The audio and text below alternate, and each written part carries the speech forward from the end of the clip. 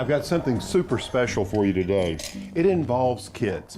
Some ideas that will help you connect with them as they garden, cook, and just get in touch with the natural world. And to help me do this is my great friend and blogger, Jerusalem Greer. She's dropping off her two sons, Wiley and Miles, and they're a lot of fun. Oh, that's them now. Let's go get them. Hey, guys. Hey. Hey, Jerusalem. Hey, Alan. How you doing? We'll see you after a while. Boys, be good. It's gonna be a lot of fun. Come on in, guys. Wiley and Miles, come on in the kitchen. I've got everything set up for us today. Oh, we have plans of our own, Mr. Smith. Really? I forgot the tape. Oh, we'll be fine without the tape. What do you need tape for? We don't need any tape. You'll see.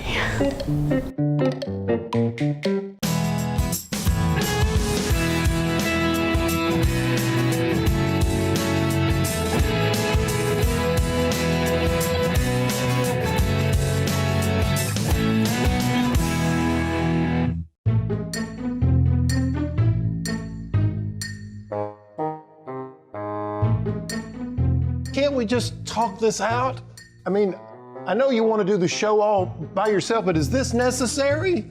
Please trust us, Mr. Smith. We are professionals. Yeah, we do this sort of thing all the time. Just think of it as a little break, a short sabbatical, if you will. What if I just leave? You wouldn't have to tie me up and you could do the show exactly the way you want. Well, we wouldn't know that you wouldn't interfere with our plans. And it's more fun this way. Just sit tight. We'll be back in a little bit after we take care of some things around the farm. But guys, Yeah, why don't you just take a nap? But guys, come on. How high is the water, Mama?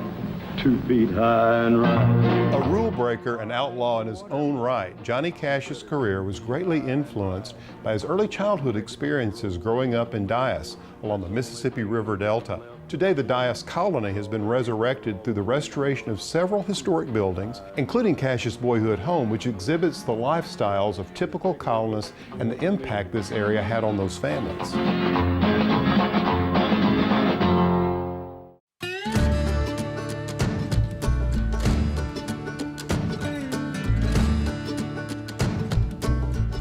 Well, I said, this is such an astonishing place right out here in the middle of the Delta.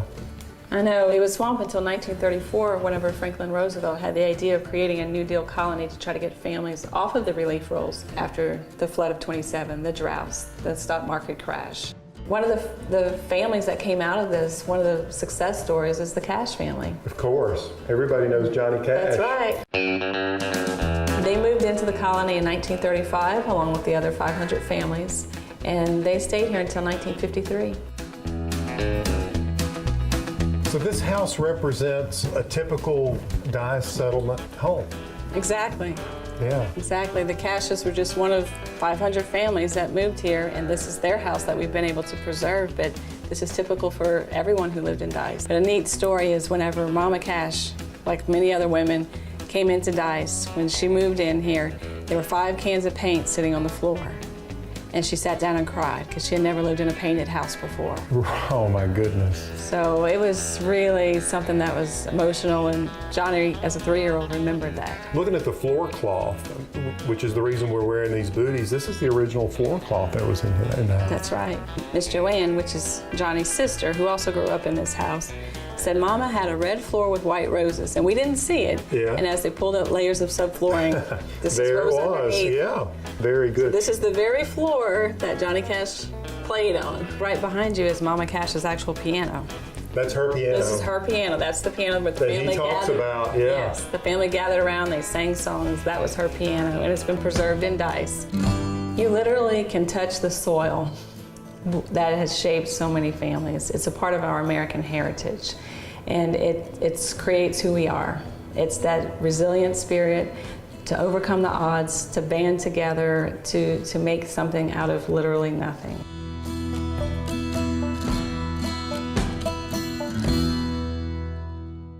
Coming up, we check out a place where kids of all faiths can come together.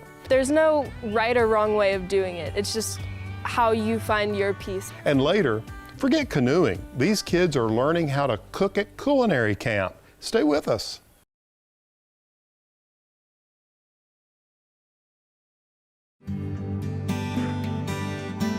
In today's world, it's often a challenge to get young people to unplug from technology and develop real-life interpersonal connections.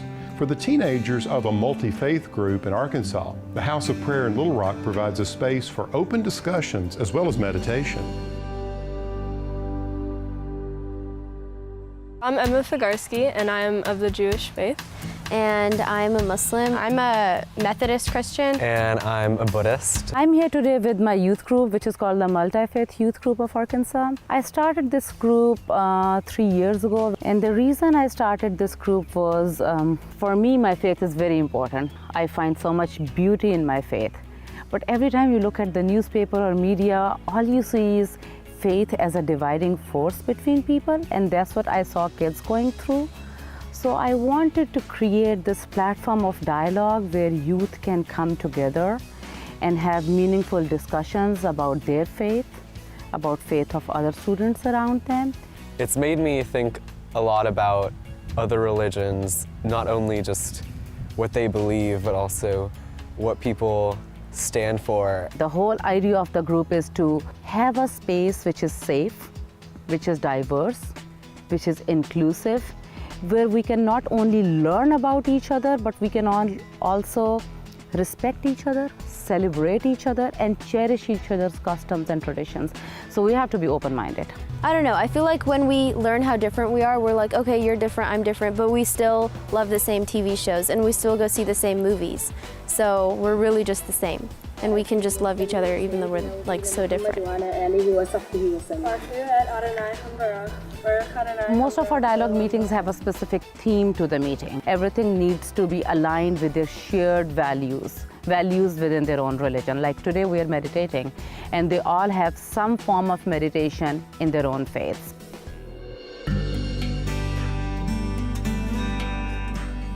Once you enter the house of prayer, you enter the pre-meditation room, you take your shoes off, leave all your worldly belongings like your phone and your keys and the noisy stuff outside, and walk into the meditation room. And the room is specifically architecturally designed to help meditate.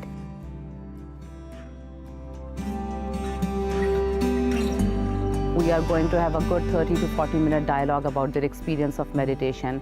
How does it feel like to pray with people of different faiths? I mean, you tell me, when will you ever see a site when you have a room in which there is a Muslim and a Buddhist and a Christian sitting together and praying?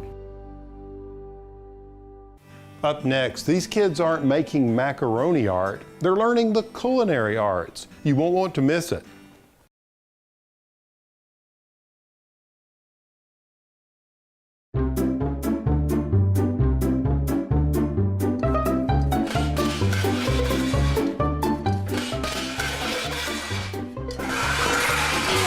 What is going on in there? Sounds like there's a tornado in my kitchen. You guys take it easy. Kids being in the kitchen is enough to stress most people out, but at the Clinton Culinary Camp, not only is it encouraged, it's required. Here, Alan, you're gonna love this.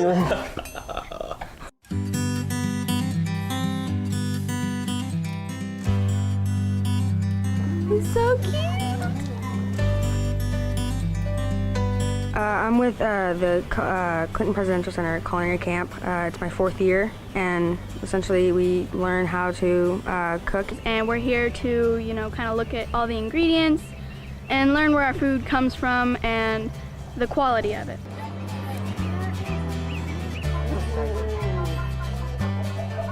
We actually started as a student chef series where we went into schools after school programs. The idea and the premise behind it is if you know how to cook for yourself, then you'll never go hungry. Each year we learn new techniques on just different things that you would use if you were working as a chef. Your first year you get a knife roll, and then each year we add knives to it.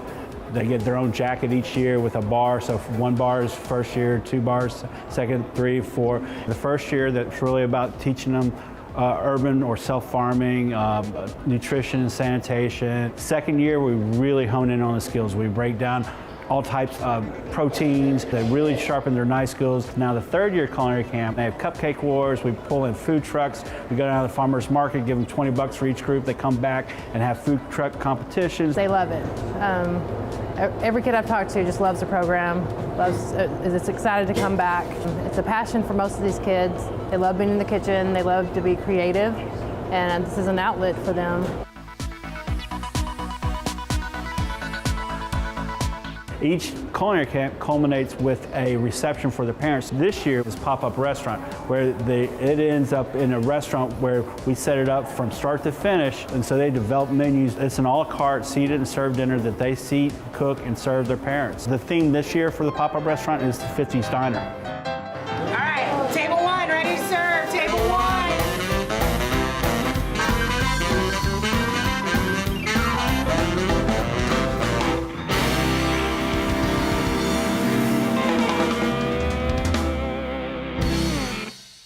Give your little ones their very own raised bed. After the break, I'll show you how.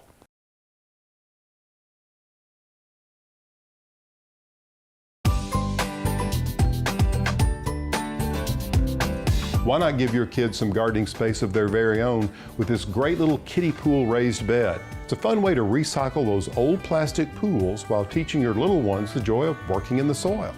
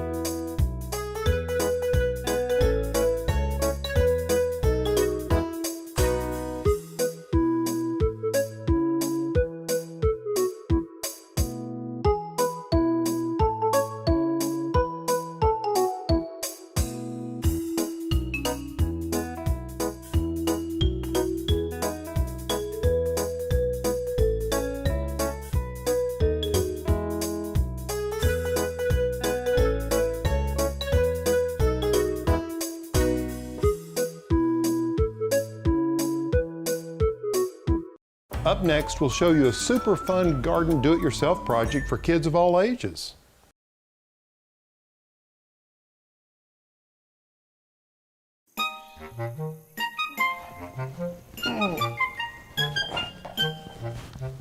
Oh!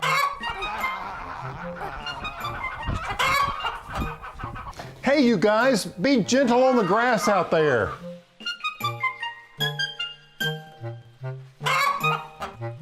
You know, if there are areas of your lawn where you don't really want people walking on it, you might want to guide them with stepping stones.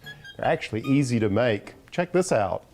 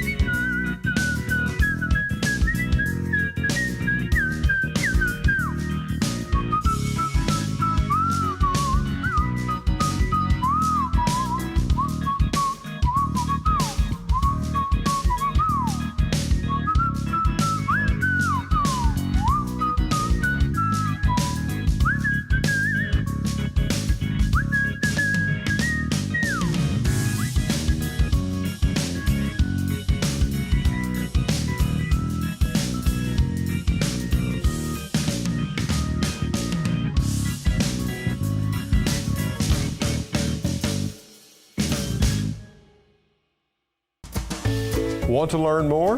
Visit pallensmith.com for delicious recipes, garden tips, blog posts, and our online store.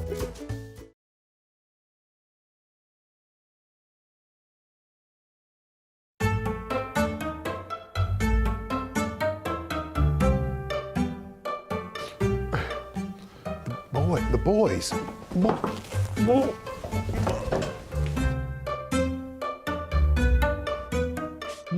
What's going on here? The crash and all that noise, I thought I was going to come in here to a crazy mess. Don't be silly, Alan. Yeah, we told you to trust us. You guys are amazing. We made you some fruit pizzas. Boy, those look gorgeous. You know, kids can certainly be a handful, but there's a great joy that can be derived from watching them learn and teaching them how to connect with the natural world. Until next time, I'm Alan Smith. Hey, where'd you guys find these amazing peaches?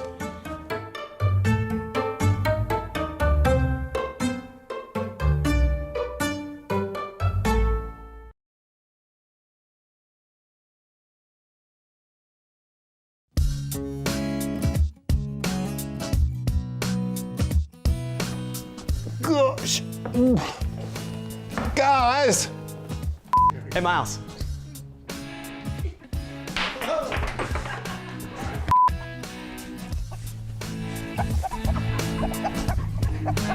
Can you go put it in the dirt?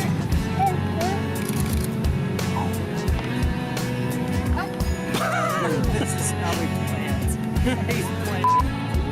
Put it in the hole. Put it in the hole.